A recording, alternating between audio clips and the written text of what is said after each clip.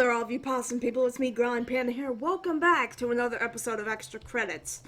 For the March objective, we were asked to discuss our pot of gold moment from Wizard 101 or Pirate 101. Now,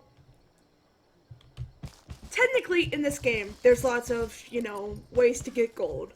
And one of them, and some of them are through gardening, quests, selling a bunch of useless gear, and even though they do get you a lot of gold, I personally, however, don't have a lot of pot of gold moments. And this is mainly due to the fact that crafting exists within the game, and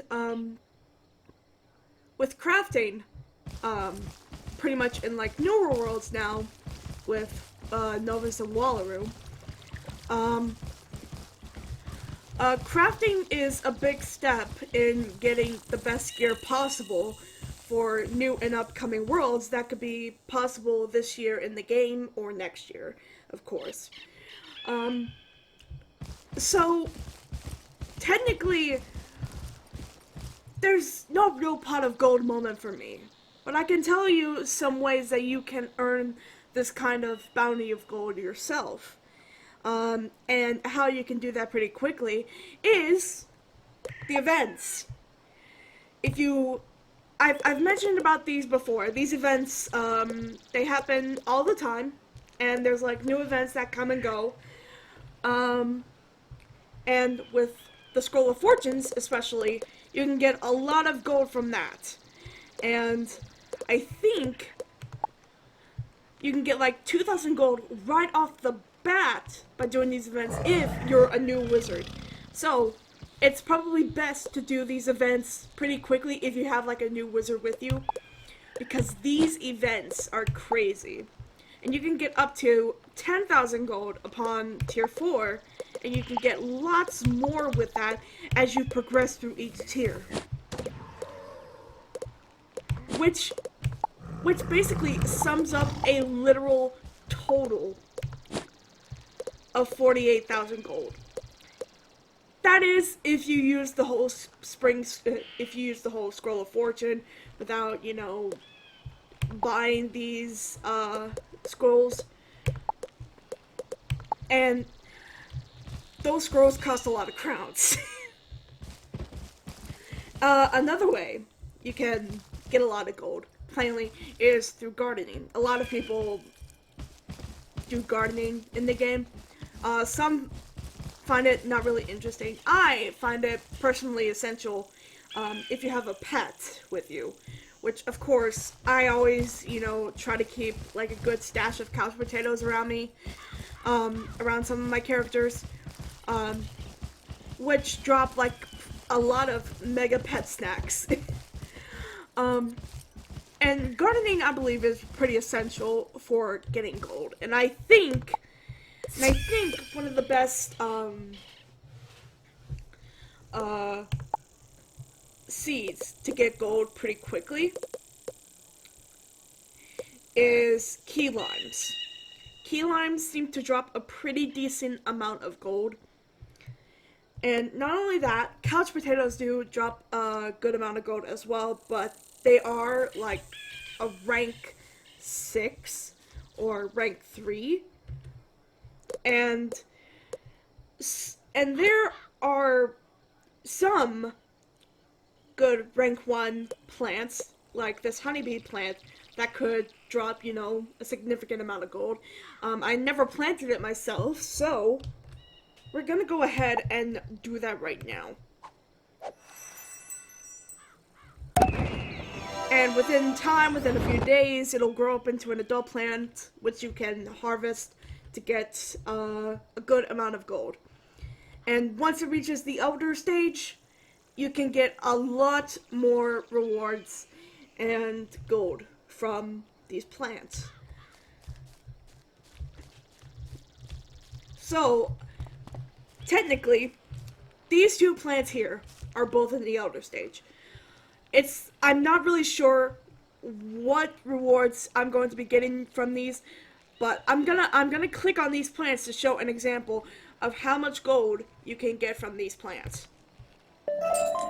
From the Ultra Tiger Lily, you can get 1,000 gold from it through the Elder Stage. And you can also get another White Tiger Lily from it. And there is a chance you can get some really good reagents for crafting, like Agave Nectar. And this is specifically from the Ultra or the White Tiger Lily. Now, this, the Fiery Broomshroom, let's see how much gold we get from this one. This one is not as much. This is almost half the gold we get from the Ultra White, from the Ultra or the White Tiger Lily. We get more treasure cards though, and we get a random furniture item, which can be sold for gold.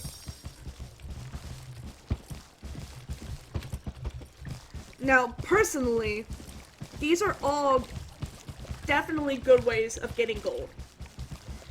And again, I don't have any certain pot of gold moments that I've had during my series or any of my walkthroughs, but there are some pretty good other moments in the game that felt like really big achievements.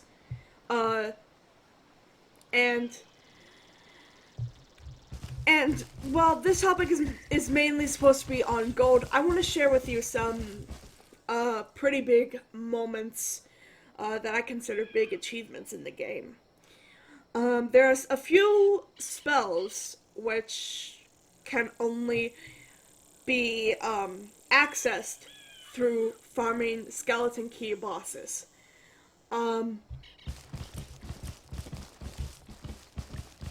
And here on my Death Wizard, I have spent a lot of time farming a skeleton key boss in Avalon to get the Deer Knight spell. Deer Knight is probably one of the most OP death spells in the game. Simply because it doesn't cost a lot of pips. And it does a good amount of damage, and it does a lot of good tick damage. There's another new spell that got added recently from the Death Scroll, which is Ship of Fools, which does I think around the same amount of damage, and it still doesn't cost a lot of pips. But instead of doing tick damage, it'll heal you back up. So it's kind of like a mini Scarecrow sort of thing. And it seems that Ship of Fools is also seeming to be one of the best OP death spells in the game. And on my Life Wizard, on Lindsay Willowblade, of course, you remember her from Wizard 101 story and all that.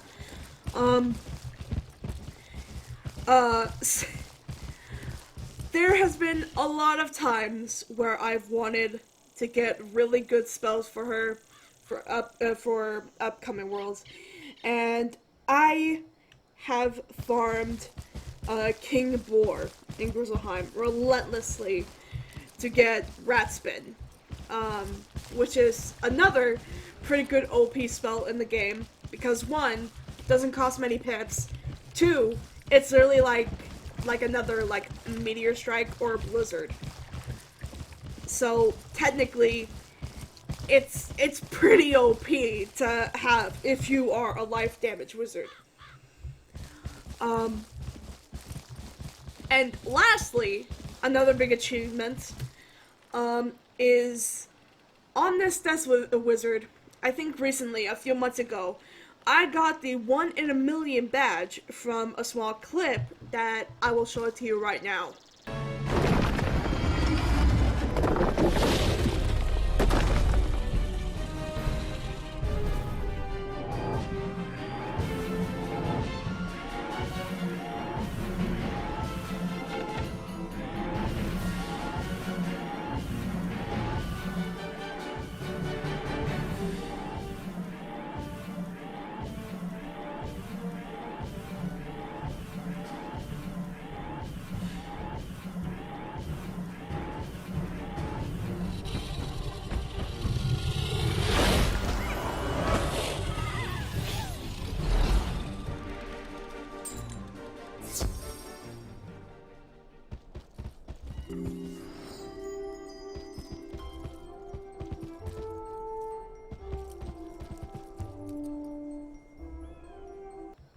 And thankfully, that Avenging Fossil spell came in handy.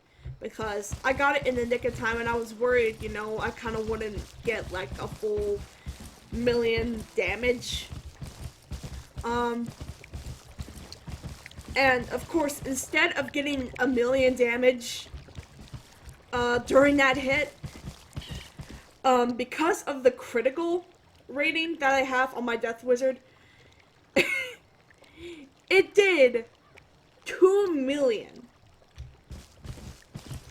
So, which basically, honestly, I think Wizard 101 should have a 1 in a 2 million badge for wizards who end up like accidentally hitting 2 million damage on a character, because the critical rating exists, and I'm pretty sure 2 million is the max damage you can do on an enemy.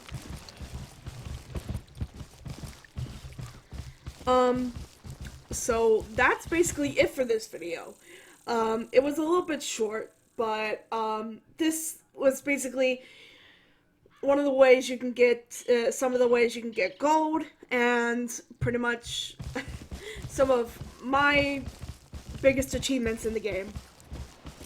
And honestly, I'm hoping to get Ship of Fools pretty soon, because I feel like it would be really useful to use during Chrysalis.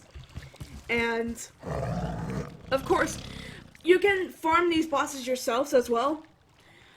And I really suggest you get Ship of Fools pretty early. And also get Deer Knight pretty early. Unlike me, of course.